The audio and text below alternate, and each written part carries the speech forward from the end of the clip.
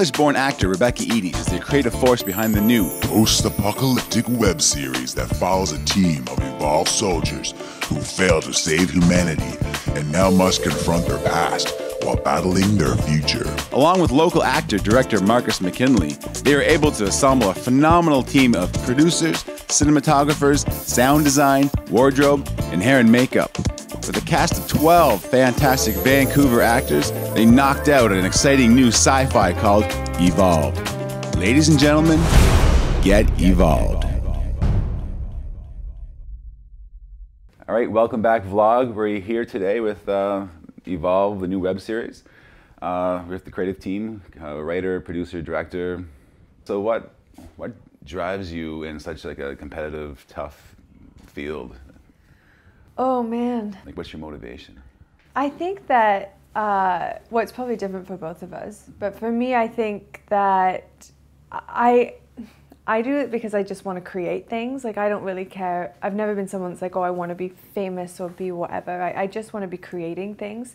And when I don't create, I find I get really down. And whether it's like photography or whether it's dancing, singing, acting, whatever, writing. So for me, I think what motivates me is like, I feel whenever I'm not, you know, if you're an actor and you're just waiting for that job to happen, then you find a lot of actors tend to get down on themselves. They start to, you know, lose focus and get unmotivated. Whereas for me, I kind of clocked the fact that if I was creative in some way, that whether it was writing or whatever in my down times, whenever I wasn't on set, that kept me going. That kept me excited every day. And I also have a photography studio, so I get to meet so many actors, so I get inspired by them. They tell me stories, I meet so many people, so that really helps. And then having creative people around you that are always wanting to do something, the next thing, that really helps too. Yeah, I think a lot of the drive for me was I love sci-fi, I love movies, and there's always something going on in my head of what I would love to see on screen. And it's more striving towards that, of getting that thing that fulfills that creativity that's in my mind and my imagination too. So that's been good too, like being in around creative people like Rebbeca. It's great because it's always flowing, so we're always collaborating, we're always talking about, oh, wouldn't this be a great idea for a TV show or a movie or a short. So it's constantly, life is being reflected in the work that we're doing. So I think that's part of the drive, and as well as getting some exposure for our friends and putting on screen things that we think need to be there, and just have our say about the world. How important is it to, like, for actors or anybody in this field to create your own work, not wait for the next gig to come up? Yeah, I think that, well, I mean, it's something that me and my business partner talk to our clients about all the time. It's like, I didn't ever believe that I would be a writer. Like, it's not something I went to school for. But at the end of the day, you know, the way I see it is I'd rather try and put myself out there and then learn and just keep growing and growing. And maybe one day someone will go, that's a great idea, but let's bring on board some different writers or whatever. And then I was always down for the collaboration of things. And I think often what stops people is they're scared it won't be perfect, or, you know, that it won't be as good as everything they see on TV. And it's like, well, you can start anywhere. And I think with iPhones now, there's literally festivals for iPhone web series or iPhone shorts, and so it's become so easy to do. And I think literally it's just a fear of it not being perfect, which I have, and that's why, you know, when I wrote this show in particular, I had already written a bigger show that we were pitching, and so with this one it was more of a fun, free, let's do something kind of a bit creative and outside of the box and sci-fi, and I took it to them, and then also it's having the support of everybody kind of then going, yes, let's do this. And I think that for actors, it's filling your life surrounding yourself with those people that kind of, when you come up with an idea, they don't shoot it down. They try to go, okay, then how can we help you? How can we make this happen? Building a community. We need a strong community so that actors can get themselves out there. Because right now it's not, sorry. It's not acceptable, and it sounds bad, but to me it's not really very acceptable that, considering how big the industry is in Vancouver, in Canada in general, that we've become almost like a service country in film and TV. Yeah, we have these big productions, but the majority of the leads or majority of the biggest roles are coming from the States. and yet it's filmed here. And so I think, and we've got so many talented people. I mean, it blows my mind when I see the work of some of our clients or friends of ours, colleagues of ours that are DPs or own post-production studios.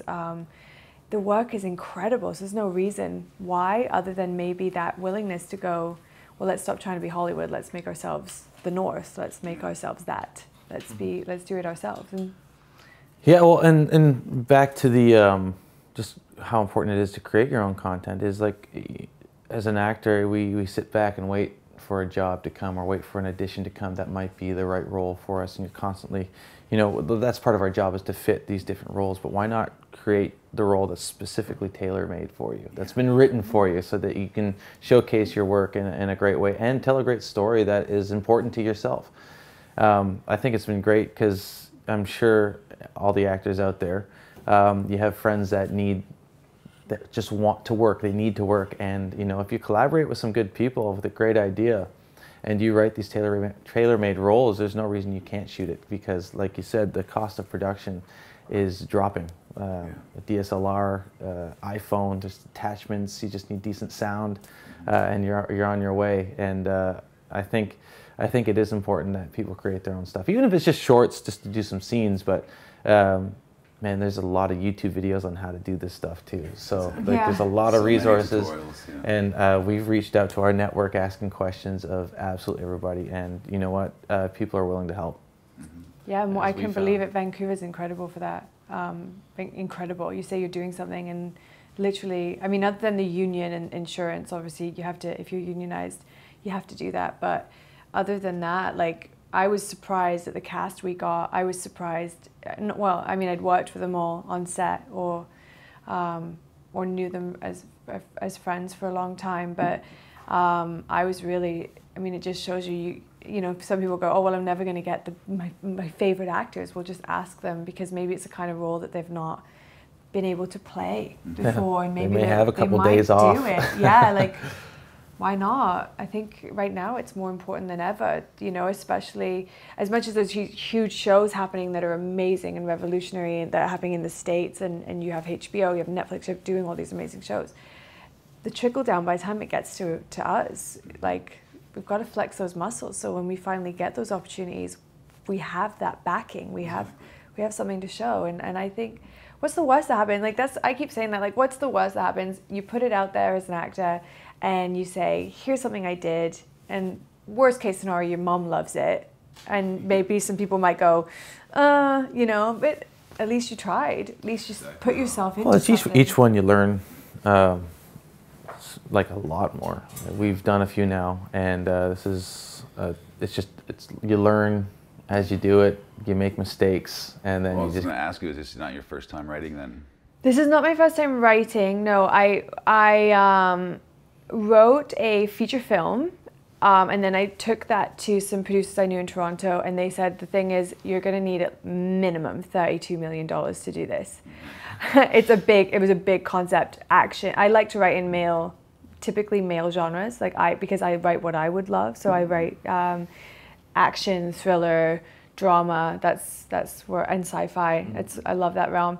So I did that, and then what happened was they were like, if you want to maintain creative control over this, nobody knows who you are. So I went and wrote a show called Chasm, which ended up again being a huge thing that would require lots of money, but that got us into networks. So we started the conversation. The problem was we didn't want to sell it. We wanted to be the production team that held the creative control, because otherwise, again, you're selling it down to the States or you're selling it to the UK, and we really wanted it to be Canadian. And also, it had two really strong women at the center of it, and things are shifting now, but this was 3 years ago, and I was scared that it would once it got into the new hands, it would all get dumbed down, rewritten, and so we had that, and we kind of were like feeling a little dejected, because we were like, oh, we want to do this, but nobody's going to invest in us until we have a bigger name, and we can't get the name because everything in writing is not appropriate. So it's always a catch-22. It's the catch-22, yeah, right? well, it's just a matter of getting stuff out there so that you can create a body of work. Yeah, and with Evolve, you know, the goal is to create a bit of hype behind it because it is a pretty cool idea. It's going to look great. It's not going to look like we shot it on, you know, like a tiny little DSLR. It's not going to look like we didn't have a budget. What did you use in that? We used a Sony A7S because we were shooting outdoors, and we knew it was going to be a run and gun shoot. We were like guerrilla style, minimal crew. We had a camera guy, and the sound guy, and then the actors, and then we had me, Marcus, and Ashley on set, and then Joel was in from Calgary on the one day he was filming. So we all kind of like stepped into the different roles as were needed, and but yeah, like shooting low light with the A7S was great because it's all available lighting. We didn't want to have to spend time on doing all the different lighting setups for all the different shots. So that's specifically why we chose that camera, and. We shot 40. Yeah, we also had to shoot 40 minutes of content in 4 days. So it's 10 minutes a day. It doesn't seem like much, guys, but that's a lot. And if you worked on some sets, you know that you're typically maybe max shooting through what, like 4, 5, 6 pages, 7 pages if you really And we were shooting 15 pages. So we were pushing through, but that's why it was important to have a skeleton crew, because we had the flexibility to be like, just move the camera here, go set up the sound. All right, you're there. All right, let's block it. Done. On to the next. Was there any nighttime? Sorry, was there any nighttime shoots? We did low light, like we had like dusk and dawn type shoots. Yeah. We didn't really shoot at night. The only time we really shot at night was really around the campfire, but that was like dawn. Yeah. Or was it dusk at that point? I mean, it's all blurred. It's all blurred. We shot out of schedule, so it's we got there in the dark, we left in the dark. But like we have a campfire scene which looks incredible, and it just enough lighting. It was all just campfire light, and I think we had a little flashlight, and that was it. Well, we'd also, the thing is, when we were in Toronto, we had shot like a proof of concept before for a show, and we'd shot it on a red cam because we were given a red cam. They were like, my friend is a DP, and he's like, oh, you can use my camera. And we got amazing camera, right? Like it's but the problem is that we because it's just proof of concept, it's like huge files, and it was like that rookie mistake of going, well, it's not going to screen on, we're not going to Cannes Film Festival, we're not putting it on a huge screen, we're putting it for just a proof of concept. So then when we decided to do this, we're like, okay, what's the medium? That was the first thing. Okay, we're putting it to web.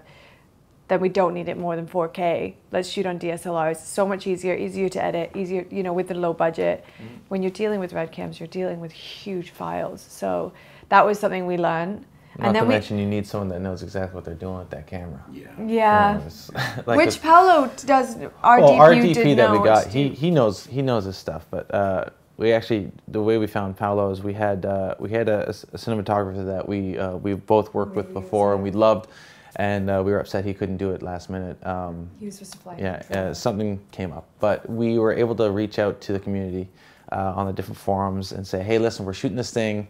We don't have a budget. Who would like to shoot this? Like, who wants to come help us out? And we did. We had a bunch of people submit some demo reels, and when we watched Paolo's, it was like immediate. It was just like, he was fresh out of film school. He's still working on sets, but I don't think he was working on things that it really gets him going. So when he got on board with this and we met, it was just immediate click. And sorry, who is he? What's his name? His name's Paolo Altruda. He's Brazilian, but he's here now, and he's incredible. They had the same problem coming out of film school that we do as actors in Vancouver, is that because of the disparity of like huge productions and then the $0 productions, they're never getting the opportunity like a lot of Canadian actors to get those bigger roles, to slowly work your way up, because the productions that are coming in are flying in the DP. They're flying in from around the world. So for him too, he's been, hustling on set, trying to work his way up, but he's never even going to get a camera in his hand until it's going to take so many years. So with projects like this, what's amazing is that there is so many talented cinematographers and sound designers and everything in Vancouver. Our minds have been blown. Like our sound guy, Ramiro. We lucked out with him too. He came on board and he did location sound for us. His thing is post-production sound. That's his jam. That's what he loves to do. But he came and did the sound because we were in a real bind at one point looking for sound guys. Sound is the one thing that's hard to get. And it's one of those things that you can't really cheap out on. You want to get proper sound because it like when we saw the first edit and then we got the sound design, it was like it was like, wow, this is a TV show, man. This is awesome. But yeah, Ramiro and his boys, he brought on 5 of his friends, and they have done an incredible job with the Foley, sound design. They helped out with a little bit of the score because we have a friend, Dave, who's helping us out with all the music. Like the credit music. With all the music as well. So we have a good team of people that are just blowing our minds, and they're just wanting to flex their creativity as well, and get to work on something that they get to put their stamp on. And say, look, this is what I did. I genuinely want them all to work because I watch their stuff and I go, it's gotta. I think it's gotta happen. It's gotta happen for them. Like that's the great thing about. Honestly, you go on sets like this, and if actors are out there and they don't know, just do it because honestly, your mind's gonna be blown. You're gonna feel more creative because I had no idea. I had no idea the incredible talent that is in every single department. Like it's just, and it's so inspiring to see them take something that you did and add their element to it. And that's something that I guess as actors too, you're so removed from the whole process. You show up, you do your lines, you go. Whereas this was really amazing because whether it was costumes, we built all the armor by watching cosplay artists, which by the way, those cosplay artists are incredible. It blows your mind. It blows my mind. Like we were like, how did the hours, the artistry, like everyone else looks in that's outside of that world looks at it and goes, oh, they're just dressing up as whoever, but it's just it's it's film quality, like it's film quality. Well, Drake, we got help, but yeah, Drake, he just, oh my god, we were creating these costumes and we're like, okay, we're running down to it. We had one missing. We're reaching out and I forget how you got a hold of. Well, one of my clients, see, it's all serendipity. Like if you just ask, if you put it out there, somebody will know someone. So one of our clients was here, we were shooting, and she was like, oh, my boyfriend makes stuff like this. Our armor was like lined up because we'd kind of been letting them dry, and she was like, oh, my boyfriend does stuff like this, and we kind of went, oh, okay, cool. And then he contacted us. And we thought, we don't know him. We couldn't ask. And then when we started to run low, we were on time, and his costume in particular, it wasn't working.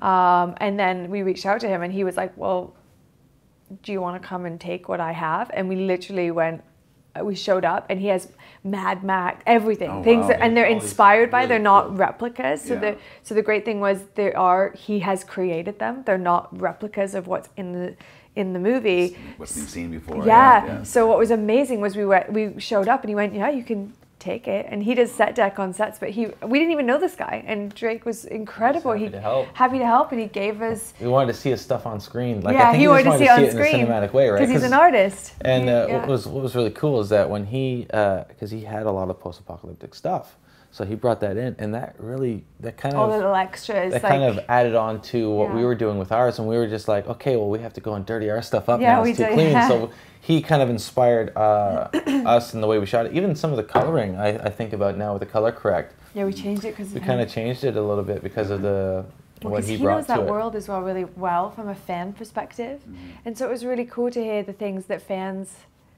That annoys fans, like as in, and he goes, it's the end of the world, why is everything so clean? Or why is it, when you watch stuff and you go, polishing your arm. There was probably an explosion of some kind, so the air is probably not super clear. Exactly. So we did the best we could, obviously within the time, and we gritted it all up, but it's so collaborative. Same with actors. I mean, I sat with one of our actors, Nils Hognestad, and I was talking to him about the fact that, because he has had open heart surgery and all that stuff, and he's also originally Norwegian, and we're really close friends, and we chatted, and I said to him, I was like, I wanted all the actors to bring every aspect of themselves to it. So I was like, I want them to see your scars. I want you to speak Norwegian. And then if there's lines that aren't right because this has got to be from you, you know, add your story, bring your story into this, because that way then it also was so collaborative. We had actors going, you know, Emmanuel Kabongo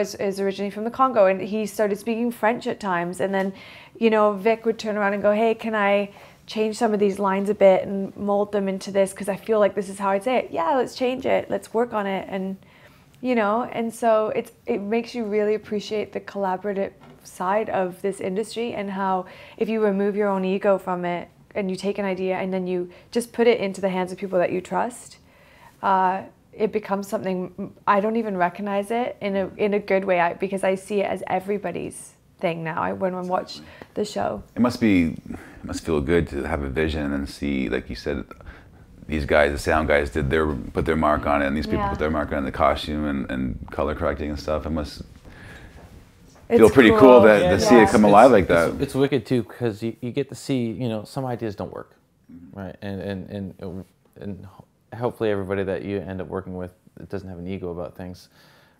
With everybody we had, it's just like it either works for the story or it doesn't, and for the most part it has worked, and they've inspired, like something they might try something crazy with the sound design, or something on set, an actor might do something that you're like, and then that inspires something else that gets the right thing that you didn't even think about in the script, and it gets the right feel for it. So yeah, the collaboration is very important. You have to be open to it if you have the time to. Yeah.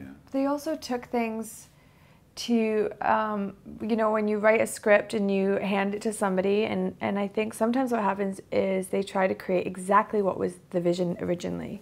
Whereas what I kind of wanted to do was give the script out and go, now I trust you, I trust you, I trust you, just bring it. Let's just see what happens. And I've never really had that on set, where like I just was around people that, because you're always either there for 2 or 3 days, it's a huge set, it's whatever, and it's not because they don't encourage creativity, it's because you feel like the first day of school every time you show up. And so what was amazing though is because we all kind of were a family, people took huge risks. There's scenes where people, and I've known some of these actors for years, like Nils that I mentioned, I've known him for 11 years. And to see him just go there, to see Emmanuel like has some of the hardest stuff to do, because he really has to have huge breakdowns, and to see him, I mean, he's incredible, but to see him just let go, and for people to really bring Kimberly is unrecognizable in this, and it's great when you actually hand it over to them, because, you know, obviously you have to keep it within the show if, you know, if it goes too far or too... and then you do that and you let them do that, and then it changes it, takes it to a whole other level that you couldn't even envision, and then you hand it off to sound designers, you do the color correct, which changes all of it, the whole thing. It just keeps building and building, and sometimes it's just, by the end of it you don't recognize it, but it's something that it's all of you. It's a canvas that literally has everybody's paint on it. It's beautiful. Was it hard to cast this whole thing, or?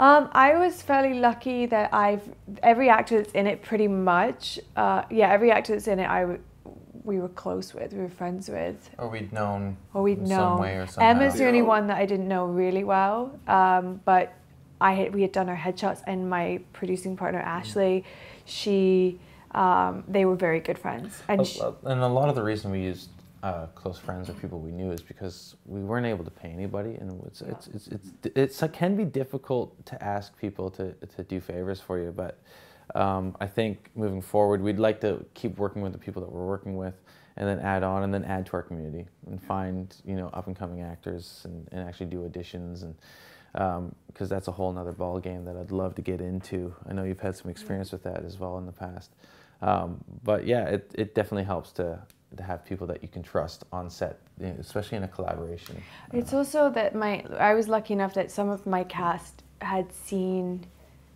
read my other stuff, like Chasm and everything. So as soon as, like, I didn't expect Emmanuel and Andrea Drapal to fly in from Toronto. They flew themselves in because they knew the other stuff, and they were like, then I want to do this.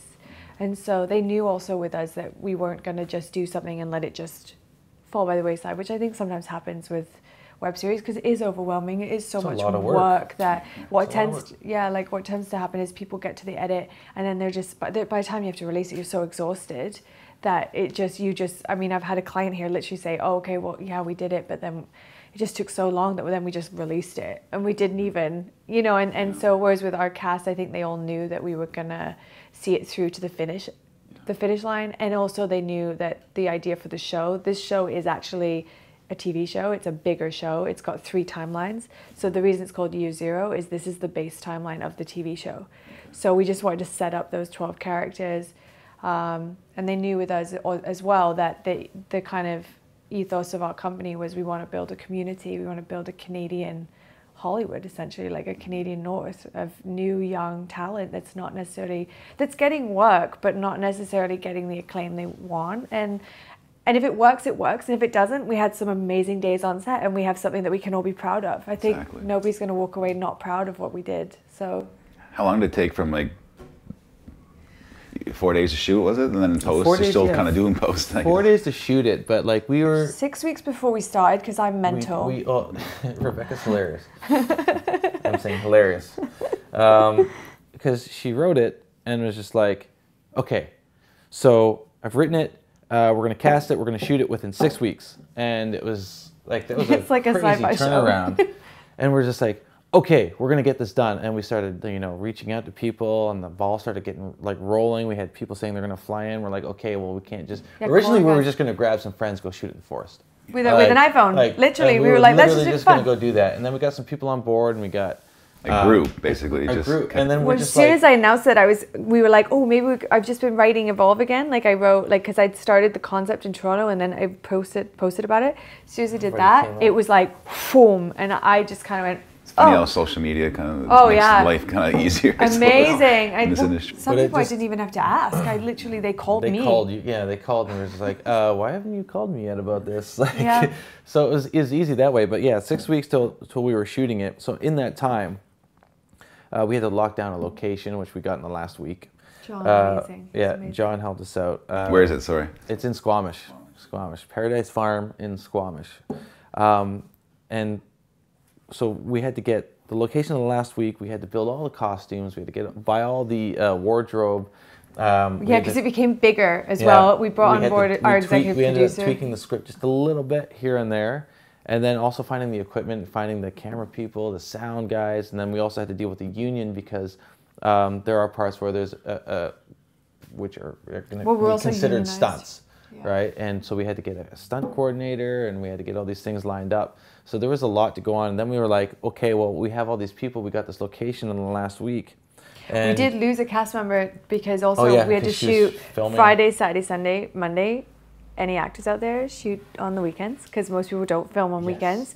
So we deliberately did it over the weekend, and we put the predominant, like the biggest scenes, all in the middle, and then that way we could on the Friday and Monday, if we lost somebody from each team, we could alternate. And we ultimately had to do this, like, because we had a set shoot schedule done, and then like days before it was like, oh, hey, listen, I just booked this thing, I got to leave a day early, or I can't come until a day later. So we really had to readjust and be really creative with how we were shooting, and we had to shoot out of order, which we were wanting to not have to do, but we understood that with everybody's busy schedule, but we had to, but you can do it. And Kimberly stepped in days before because we lost a cast. And then I think, so in total it's probably like 5-6 weeks before. We shot in October, so essentially like September we started.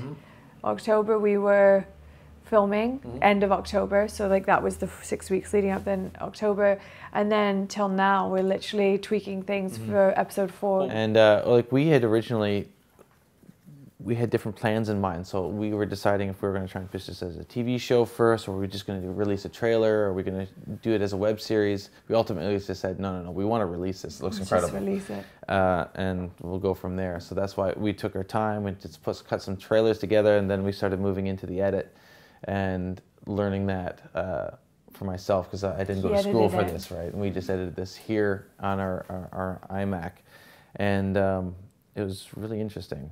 Like, there's a lot of resources online that helped with the edit and the color correct and the sound and everything like that. So it was really cool, a learning curve, but it can be done. And the program I used is free to download, and you can do. DaVinci. Which is it? It's DaVinci Resolve. Using 14. I think it's still in its beta. There's some. Well, There's we're some. also using Premiere Yeah, Pro. there's some issues with DaVinci in terms of exporting it, but I won't go into that. But it's a great free program that if you're on a dime, download it. It's free, Yeah. And there's apps you can do everything you need to do in it. Edit, color correct. You can do sound. You can export it specific ways. So it's a pretty versatile thing for somebody that doesn't want to spend, $400 on an editing suite. So it's definitely a good program to use. We're going to be literally finishing, I think, right before the 1st of March. It's September to literally right probably minutes before we launch. And then we have to go back to it because that's just episode 1 to 4, and then we have to launch. After that, we're going to slowly be launching 5, 6, 7, and 8. We just wanted the 4 to come out because, like I said to you earlier, to honor the people cast. to be able to sit down and watch a bunch, get excited about it, and then we release the episodes weekly after that, or 2 per week, or we haven't fully decided. I think it's going to depend on how fast we can pump this out, but we'll see what happens. Well, it's also we want to see what it looks like together. Mm-hmm. I'm curious, what did you use to write? What do you use to write your scripts? I have Final Draft, but I switched. I personally use Final Draft. I like Celtex, but he uses Celtex, and so what we did was I would use Final Draft, and then he would import it into Celtex for himself, because as a director, he's got to go through it and be like, okay, and maybe go, okay, that action stuff's not going to work. We don't have that, and so he went through and redid it in that. So we kind of used both. And the reason I like Celtex is like I love Final Draft. If it had all the capabilities that Celtex had as well, I would probably use it. Celtex is a little more limited with how Final Draft works, but it's all in the cloud. I can collaborate with it. I can be working on my phone while I'm waiting on the bus, and like it has these Celtex shots. So there's all these different. I just can't use it. I don't know why. That you can use, and I like it. I think it's great because if you've got an idea in your head and you're on, it's there, you have your phone, okay, and you just type it out. It's done, and some even have like a voice command. Oh yeah. See, I do need to learn how to use it. I'm just somebody that once I learn one way, I'm like, this is how I write, and it's really bad. I have it's like, this is my Final Draft. This is how I write. Well, how did you learn to write?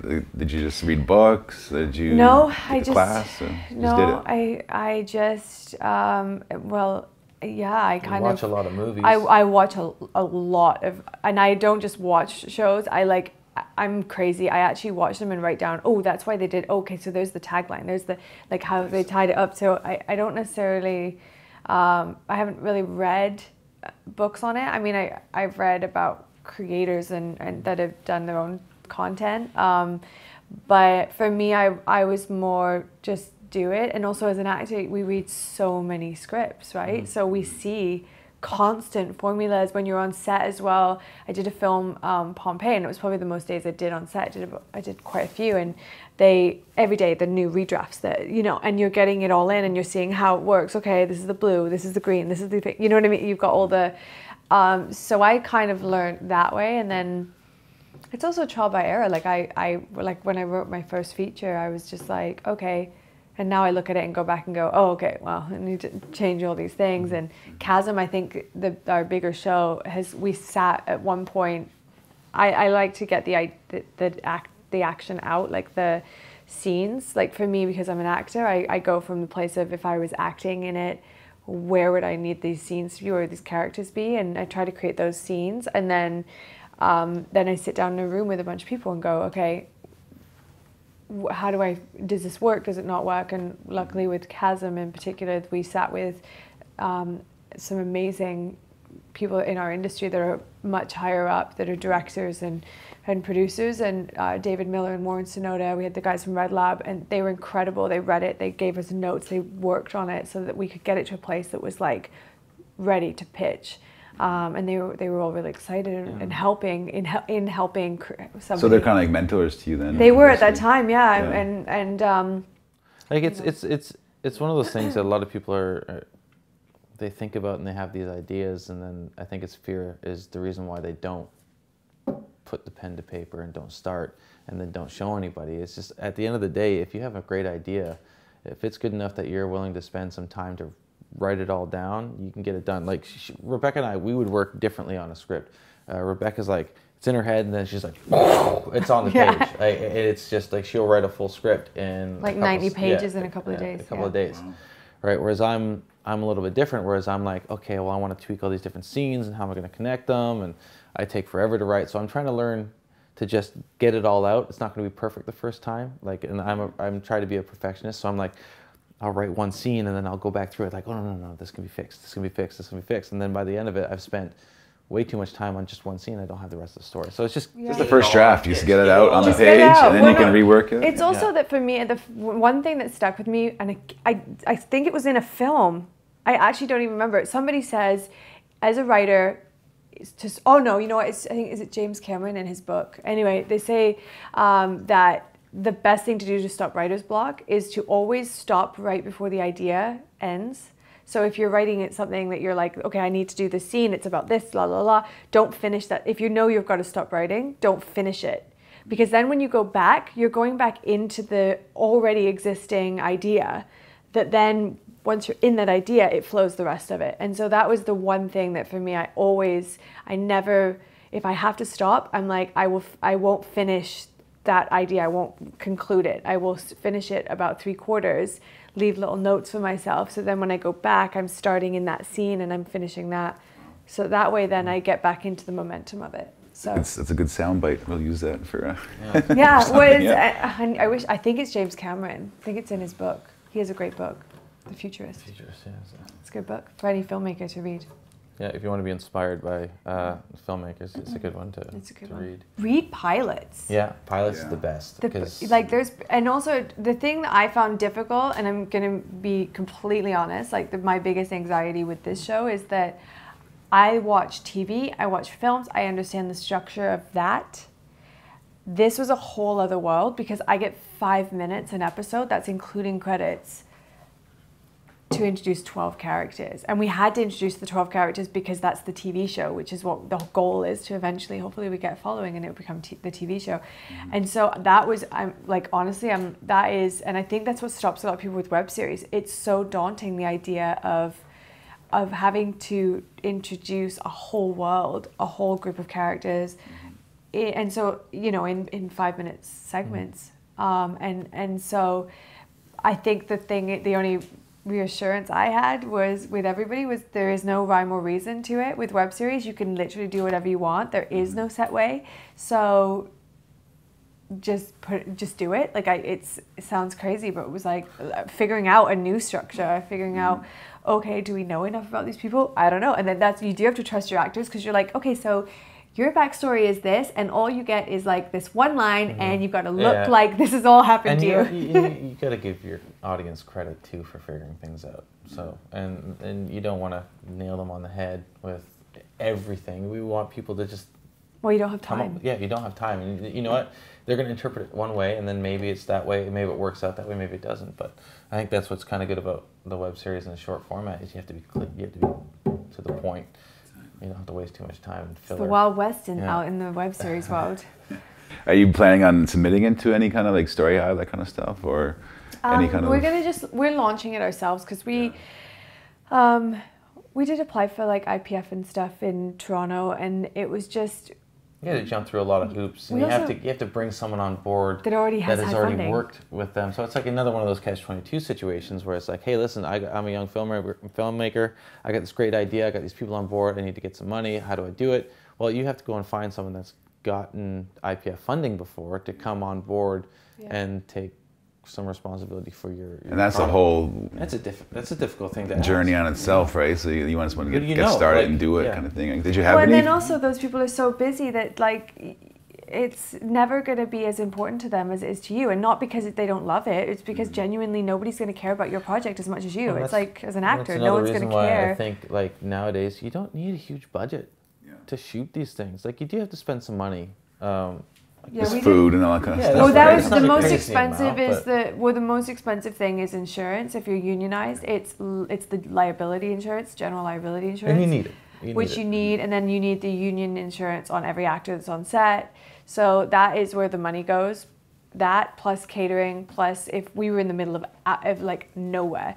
So even though we're on Paradise farms, it's not, we're not in a house. We're literally, we had trailer, like a huge trailer that was just, had everything, had washroom facilities and everything. So that was an expense. But and even all these things, like you don't have to do that. It's just, this is what we chose and this is what we budgeted for, so we did that. I mean, again, you could just... Ours was about $6,000. $6,000, I think. $6,000. Now that was your budget, $6,000? Yeah. Well, our budget was less than that, and then we've gone over. We went over because we had people flying in. We're like, no, we can't cheap out now. We've invested our time. People have invested their time and money now. So we were like, okay, well, we have a responsibility to these people, and we're gonna, and you know what? It kind of forced us to execute. Because we put the money in, well, we're not going to waste it. We're going to get this out there, make sure it's seen, and do a great job with it the best we can. So, and it was kind of good that way, because it's like you kind of got that fire under your butt. But well, it was was it out of pocket, or did you find funding somehow, like through? We did it out of pocket. It was ourselves and then Ashley, and I think the reason that we did it this way is that. Like I said, for us, we wanted to maintain all the creative control. We wanted to own the brand. Like the thing is, Crazy Eights is an amazing thing. For example, for shorts, they then own a percentage of your product, and so then when it goes into, obviously because they're helping you shoot it, we wanted to maintain all of it, because the issue we were having when we were going into meetings was, well, you haven't proved yourself. You haven't, you know. And a lot of it's like, well, what are we going to advertise? Here we don't have a client that wants a show like yours to advertise their product. So it was always, with the meetings we had about web series before, it was always about products and the advertisement, which is an unfortunate part of the industry. But the great thing about the web series that we're doing to maintain and control is that we have the gateway, we have a website, we have our social media, and we have a way to launch it. And it might be right or wrong, but it's the way that we decided. Yeah. We also didn't want to wait, because there are fundings you can do. I just, by the time you go through that whole process, I was just like, we're going to end up busy. So we're all going to be on set. So, and I knew what happened was when I was like, let's do it. The reason I was so let's do it now is because the industry was winding down for Christmas. And so I knew that actors actually were probably working but not actively auditioning for huge recurrings and whatever. It wasn't the summer, so we were like, if we don't do it now, like the funding was all going to come out for what would have been now, and I was like, by the time that would have all happened, so we just wanted to get it going, get the show out, because again, we had a whole thing of what Ready Made, which is our production company, we have a whole backlog of work, and we have an actual 5-year plan of going, this is why we're doing it. We're doing it for the web, that then takes us into meetings for the TV show, which then we have Evolve as a TV show, but then we also have Chasm as a TV show, then we have the feature is the final product. So we have everything kind of laid out. So I think because we knew that going into it, it was like we have to go for it and just see if it works, and if it doesn't, worst case scenario, we have a credit, and like I said, our moms will watch it. You know. How many producers did you have on this? Did you have like a line producer, all that kind of stuff? Did you do that yourself? We did all ourselves. It was you, me, Ashley, and Ross, and then Joel Mckinley is an executive producer. So he's doing more of the back end stuff of, like, he came on board when we were already started getting into production mode of going. So he was, because he's in Alberta, he was more of a, he's pitching it now to Comic-Cons and to all that stuff. He's thinking about the forward, like the future of it, as opposed to, so then the three of us can focus on this. And then Kimberly came on, Kimberly Shonica is in our cast. She's came on recently because, again, we realized that the three of us, there's so much work to do that we were focusing on the show as is. And we needed another person that was in Vancouver that was able to start focusing on getting it out. So Joel's getting it out in Calgary and Alberta and the Chinese market. He's talking to the Chinese market. She's going more to LA and to all those places. So we tried to be more strategic of going, okay, we're too focused on getting this launched that it'll lose its legs if we don't get people starting to actively push it forward now. Yeah, but yeah, like the three of us just kind of wore the different hats at different times. Yeah. We just kind of said, all right, these are the things that need to get done.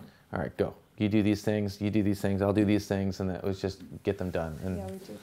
You don't producers, yeah. basically. Yeah, basically. Yeah. Not just a name. We're but still figuring out the title, so you don't like, okay, what do we call ourselves then? Because we were technically like ADs. We were technically like Ashley was like, I'm technically an AD on set, and because I was like the showrunner as well. I was like, so there's times when Marcus would be running out of time, and I'm like going, nope, we have to do this, and I'm taking over going, no, I can't use that shot needs to be, and you realize quite quickly now, I'm like, oh, now I know when the showrunner walks on set and is like, no, boom, boom, boom, boom, boom, I'm like, oh, now I get why this happens. It's because they're thinking money and time, directors thinking creative, getting it out there, and so you know what? And it works. It works. You need both. both. I mean, like it's not like we didn't argue on set. We definitely had it out a few times. And we looked really funny doing it, because I look like Mel Gibson in Braveheart. We're in costume still.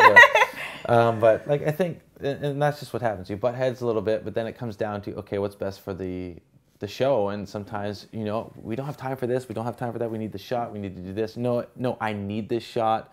Yeah. We have to make time for it. So there's always that back and forth, and I think that's on any production. Yeah. Right? You're always up against it, and you're always fighting the daylight. And but if we had money, it would have been amazing, because we probably would have just got. I mean, we probably could have shot 12 web series in there with money. We would have like. Well, you get a little more creative when you have to, right? When you have no money, I suppose. Oh yeah, you really have to just think on your feet and just. But all the different skills you don't realize, like, honestly, this is the number one thing I talk to actors about now, and it's not that I'm like, I know anything, it's just that this is just my experience. I never expected when I started in the industry, like, I was a professional dancer and singer, and then I went in, and then an actor, and then I did photography, and I write, and I do it. And what's so crazy is we were on set and the light's not really working, or the whatever, and literally it's like, oh, you just got to do that, boom. And I can help a DP because I actually understand lighting from doing photography, and I understand imagery, I understand lenses, I understand. So I'm like, it just, sometimes I think actors are afraid that if they do other things that are artistic, it means they're not real actors. They should just be focusing on acting. And I'm like, actually, the things that all those skills, all those, if it's in the creative world, whether it's writing, poetry, whatever, all of it, then will end up on set with you and will end up helping you get to a place that you never imagined. And it's gonna, for me, I was able, even when it's my stuff, I was able to turn around and go, are we 85, are we 50, are we, where are we at, and I understand now. It'll make you feel comfortable too. I feel more so, exactly. comfortable. And then I can also relate that to the actors when they're going, okay, so what's this shot about? And I'm like, well, just so you know, this is kind of what it's gonna look like. So while he's directing, getting it set up, I can be like, okay, so we are gonna do, they want that really soft background, they want whatever, so don't move too much, make sure it's nice and simple, or what, you can have these conversations. And so all those creative things help, and that's why now I just say to actors, like, make stuff. Just do. Because like, even if it's painting, the thing is, even if you're working on set and you go in for a day player, or you're there for a couple, you go in, you do your line, you're done, see you later. You don't really learn about the process very much. So that's why it's pretty cool to be involved with the creativity part, because then you kind of get a little more, get to know a little bit more about the process, and then you understand, and then you can also contribute if you need to. Yeah. So how important is social media these days in filmmaking, and how did you guys utilize it? Social media is a really big one. The thing is, we set up our platform so that when it launches, it's going to be easier for us to then use it. Unfortunately, it's really difficult unless you're like The Rock and everyone's excited to see your new movie. It's really difficult to get kind of hype around something that's not already out, because people want to see it to know what it is. So we set everything up, and then now we're, my entire photography business bloomed because of Instagram. Literally, our clients come in and go, I have watched you girls on Instagram for the last 2 years. And so Instagram is why our business became successful. And so we decided with this, we were like, let's set all the platforms up. Let's make sure that all the cast as well, we're going to try and include our cast, because when we launch, there's something that might be happening, and I can't talk about it, but it's very exciting that we will be potentially going all as a cast to something huge. And we literally decided as an active choice, okay, so some of us are going to road trip, because then as cast we're going to document it and add all these these elements in. And because I think what's exciting with web series and with film is people aren't just interested in the show, they're interested in the actors behind the show. And so we want to utilize that as much as we can. I think they're interested in the story of how it was made. What are some memorable moments on set? Any funny, crazy stories to tell? There's a few. He kept falling in cow poo. Okay, I wasn't thinking of that one. No, I didn't. But yeah, no, this happened. We had this moment where my really character funny. and a few It'll be other in of the our blooper reel. characters are running to a scene, and we happened to be shooting near a cow pasture, and there was just The cows were gone. landmines everywhere. You couldn't avoid them. Well, you could, but I just You didn't. could, but he kept hitting the same one every because time. I'm like, well, this is the mark, so I got to hit the mark, and anyway, and then like we're so focused on like getting the eye lines right where the camera is. We ended up doing this take where literally all I had to do was run up and stop. It's the four of them, but That no, was it's like it. a superhero. So it's the it's- only real, like, kind of superhero-looking moment where they all run and like land, and so it had to be right. It had to be perfect, but we ended up having to do it 8 times because I slipped in cow poop Yeah. like Can you send this? 5 or 6. Oh, it's in the blooper reel. there's It's gonna be in the there's blooper gonna reel. be a super cut, I'm sure. Oh, yeah. Some funny music. Because also, There's a lot of his- actual bloopers that are There's pretty stuff funny. that felt like he'd be running as well, and he'd finally get it and not hit the cow poo, and I'd be standing behind Oh, the yeah. camera, and then he's got like this little dagger that he's was supposed to annoying. grab right before he like then goes and starts moving, and so they land, and we're all behind the camera laughing because he doesn't even realize the dagger then just goes Well, what happened and is falls, like, and he keeps going and then goes, and he's Yeah, trying to grab it. it. It was with- really embarrassing because I'm like, okay, finally, I consciously thought, okay, I hadn't hit the cow poop, and we continued the scene. Nobody said anything, but this knife had just slowly, silently fell out of my thing. So I'm going to grab it because I have to come out with the knife, and I'm like all super serious, and I'm like, all right, we have to move, and I'm like, Oh, we had like, a but it's like one of those. probably the funniest moment, like the biggest, it wasn't really funny actually. Well, it was funny, but it was kind of scary. Was and it's the kind of all of us will remember it. It's Andrea has a moment. Yeah. Andrea Dre Paul plays Dixon, and she has a moment where she has visions, and so she screams because she sees something. And we're all standing, so she's just screaming. So she does one take in the middle of nowhere. She does one take.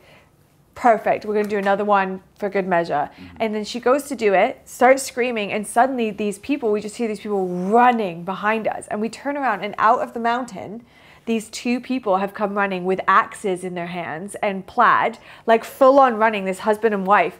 They thought she was being killed by a bear, so they had actually run to save her. That's brave. Which is so brave. And we were like, crazy. only in Canada would this happen. Yeah. Like anywhere else, people would be like, see you later. But she literally came running. I've never seen people like it. They were terrified. Like when they arrived, they were terrified. And then they stopped and they saw it's a film set.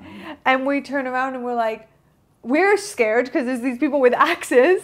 And then they're just like, everybody's okay? And we're like, yeah, sorry, we're just filming. I'm sorry, mind us. don't mind. And then they're like, We did, and you we could did, see we did send out, Yeah. a notice, but like definitely send out notices if you're doing any kind of screaming anywhere because people are going to show well, up. and apparently there was a bear in the area, so that's why they actually had all been warned, because they're obviously we're in the middle of nowhere in the mountains, like there were bears, and so they actually had to,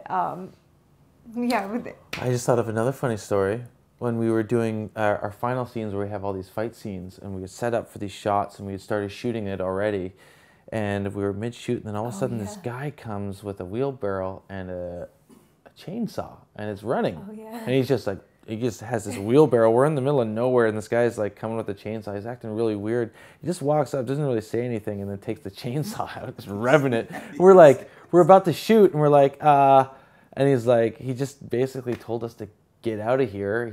And they started cutting wood. We couldn't even pack up our stuff and get our lights packed up. We had to, on the dime, move all our stuff, figure out, okay, now where are we going to shoot this, and go shoot it because we're running out of time. What it was is that the guy John that owns the land, his land literally ends, and where we were standing, we were like 1 foot over the line. Like literally we were on, because the guy, because John when he arrived was like, well, that's my land, and we were like, I was literally 1 step into it, and he was just like, oh, I'm sorry, but it was very interesting. Yeah, it was funny, but He it was been watching them in the bushes, was he? Like, Oh, he must have I known. think he I did don't it on know. purpose, but it was kind of funny. But like, it was kind of cool because we had to think on our feet and then reblock this scene that we had already shot and go do it in a completely different location. It ended up working out pretty good, but it was kind of Did you get the stuff on camera, like no, the chainsaw and the axe? No, we didn't get because the camera was facing on Andrea. I mean, like the social media and the phone. And stuff I wish it was so quick. Like it was just so quick that we all just kind of was shocked. Like there was almost no conversation. It was just like and he's just walking, like we're like moving our stuff off the logs he's about to cut. Like it was like he just. Also, I feel like if we'd have tried to put a camera on him, he probably would have got really angry. He had a chainsaw, so I was like, it was not really. It was kind of funny. It was. Well, it's funny now. We had a lot of fun. I think that that's the thing. Even though we shot for 4 days, what's crazy is, and everyone was exhausted. We were doing 17-hour days, coming home, and then also doing catering for everybody for the next day for 15 people. But even though we were doing that, at the same time, everybody in our cast was like, it was the most fun I've had. Like everybody had such an amazing time. So like Mike, it was a family, and like Mike, he plays Mac, and we kept calling him Macaroni because he kept falling. Like he looks like a mini Henry Cavill, not mini, but I mean like he looks just like he's got that Superman-esque quality to him, and then he just kept like running, and he looks so epic, and then boom, like he There's some outtakes of that. There's some outtakes of that too. I'm not the only one that's macaroni. Messing up. And then him and Petitza, she's Russian in it, so we kept calling them pizza and macaroni together. So yeah, we had lots of fun. Like that's the thing, if nothing happens, honestly, like that's why I'm like I try to tell everyone to go and create stuff, because even with like we have such amazing memories.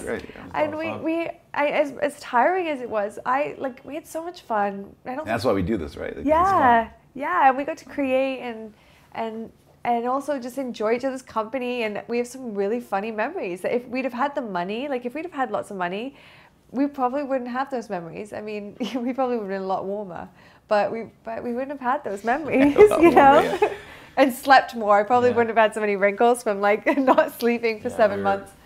Well, saying all that, what advice do you have for your old self before you started this?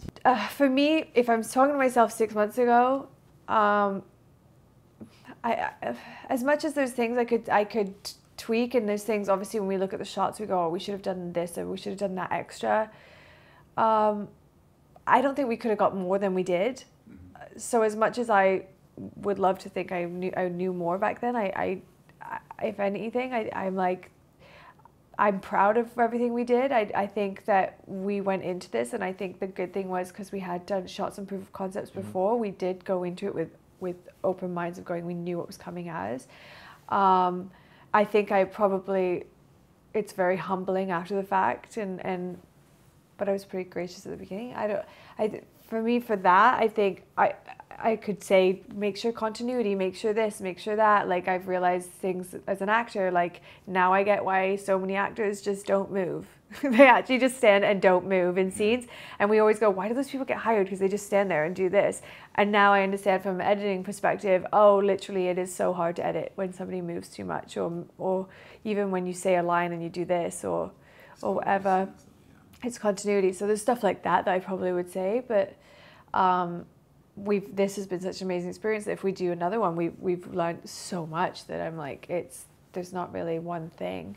But for people that are wanting to do it, I honestly think just don't judge yourself, just write it and bring on board people that don't necessarily go, okay, who are the best people I know, right? Because they might be busy. And we were lucky that, honestly, we were so lucky we got the cast we got, because I genuinely thought they'd all be filming. And a lot of them were, and it just was perfect that they had those days. So try to get people, though, that for us, every single person on that set I was so comfortable with, everybody was comfortable with, everybody had a voice, and that's, for me, I'm like, build a community of people that are always going, if they say no, it's no, but try this, or that might not work, but maybe let's try this, that don't just shut it down, that come at you with ideas, that, because at the end of the day, that this art form we've learned more than ever is so collaborative. So find a team of people, even if you've never produced. You need somebody who's organized. Really, Ashley's so good at like just getting stuff like documents and paperwork and dealing with unions. She was so good at that. And it was like, I'm the opposite. I'm like, I'm more of a like, I love marketing and all that creative kind of stuff. She's very creative too, but it balanced. And that way then Marcus, he was great with editing and that kind of side, the technology side of it. So find a team that you will complement each other. And nothing to do with their job, I guess. Yeah, well, I think that's, and then create, and then just write something that's a story you'd want to tell. Don't worry about what other people want to see. I think that's, for me, I watch the show and hopefully people like it, but I watch it and I'm like, it's the kind of show I've wanted to be in since I was young. And I think for all of us, we've wanted to do this kind of show. And so it's write it for yourself, because I find the more personal. There's one episode in it that I went very personal. And it's funny, that was the episode that everybody was like, oh, and I kind of went, okay. So actually the more personal you are, the more you make it actually about your story, but in a different context, the more people actually relate to it. And so that's something I learned too. Well, I think what I would say to myself is I would just be like, I wish you'd done this sooner. Yeah. In all honesty, like, I wish I'd done this sooner because it was such a good experience. And that's what I would say to other young filmmakers is like, don't wait. Just do it. Get it done. Do it, because it's a lot of work, but the payoff is great. And you learn so much more, and there's no point in waiting. You know, we all have the ability to do it. So that's what I'd say, is just you should have done it sooner. It's great advice. Well, there's so much out there that like I said, the worst case scenario is people just don't watch it. Like, there's so much content. It's not like 20 years ago where when a movie got released, it was actually like one of 7 or 8 at that one time. Like and don't worry about people that are super negative about it, because there's always going to be someone that doesn't like it. You're not going to please everybody, and it doesn't matter about them. It matters about the people that enjoy it. It matters about how you felt when you completed it, how you feel when you watch it. Because ultimately, I think we're all trying to create things that we would like to watch. Because I'd hate to get to the point where I'm only creating things I think people want to see, right? And yeah, you just got to get your voice out there, your vision, and just do it. It is hard. The world has unfortunately become very negative and quite, you know, I recently had a situation where somebody I knew has gone through this, was becoming very successful, and then social media tore him down. And it's something where you go, this is just heartbreaking, because I don't think these people realize that we are human beings, that actors are human beings. It doesn't matter, you know, how successful or how new or you are. And, you know, but surround yourself with that team, that community, like I said, because if you're a community and you're solid, then when you get those things, and they will come, I'm sure I'm going to get people that hate the show, and I'm sure I'll get those tweets. But at the same time, we're proud of it, and surround yourself with those people, because otherwise it's just crippling. Otherwise you won't move forward, and the world needs good, positive stories going forward, you know. Okay, well, finally, how can people watch this? How can people get their eyeballs on it? Well, they can go to our website. It's www.evolveyear0.com. On there, you're going to have links to all our social media, our YouTube page, or you can go to our YouTube channel, which is Evolve Year 0. And we will be launching this on March 1st. That's the first 4 episodes. And then we're going to plan to follow up with the next 4 episodes. Whether it's 2 per week or 1 per week, but we haven't quite decided that yet, but stay tuned, we will update everyone. And we will be streaming direct to our website too, so it's easy for everybody to get to. Great. And we'll put all the links in the descriptions and stuff too, so easy to find. Cool. And yeah, looking forward to a great party at XY Nightclub, the premiere, the red carpet premiere. And well, thanks so much for having us in your, thanks for coming. Your studio, your home. Thanks and for coming. You're looking forward to seeing it. Thank you. What's your story, Vancouver? Our city, our stories. Thanks again, vlog. Please like, share, and subscribe. Like I said before, links in the description below. Hit that bell, and see you next time.